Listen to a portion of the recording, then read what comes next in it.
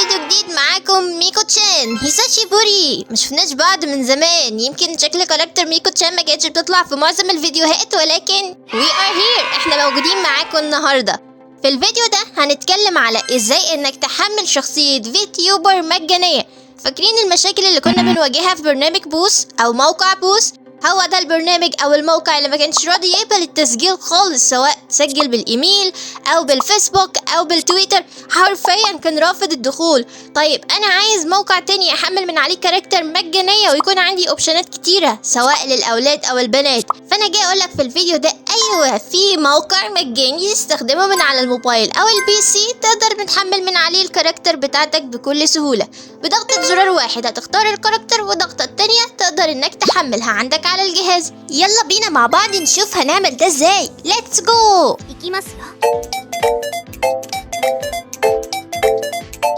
اول حاجة هنبحث على جوجل بكلمة لايف 2D موديل ونختار اول اختيار يظهر لينا. ما تختارش الاختيار التاني، خليك في الاولاني عشان يجيلك الموديل كلها جاهزة على طول.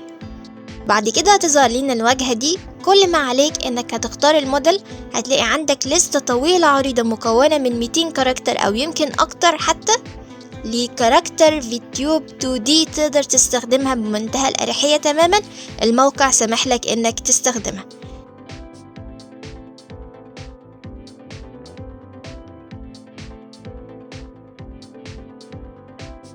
بتضغط على كلمة موديل وتختار الكاركتر المناسبة عندك، وبعديها هتضغط على كلمة شو وتستنى ثواني وبتبدأ الكاركتر تظهر عندك.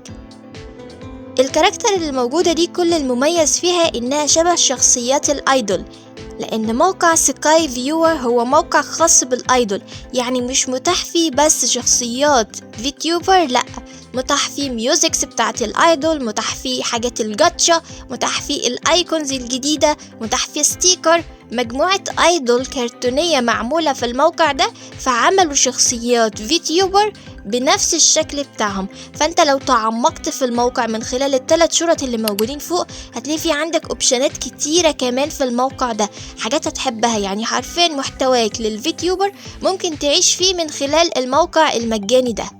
لو انت حابب انك تحمل اي كاركتر موجود، وليكن مثلا احنا اخترنا الشخصيات الكيوتة الموجودة دي، نضغط على علامة التحميل اللي موجودة دي ونستنى يدوبك ثواني بس، وهتلاقي التحميل بدأ اوتوماتيك. طول ما انت شغال على جوجل كروم او اي متصفح بيسمح لك انك تحمل منه، هتلاقي الشخصية اتحملت معاك اوتوماتيك. انت كده معاك الفولدر بتاعها بتاع الكاركتر. كل ما عليك بقى انك تستخدم يا اما برنامج فيتيوب ستوديو يا اما برنامج نيزيما اللي اتكلمنا عنه في اخر فيديو اتنشر على القناة.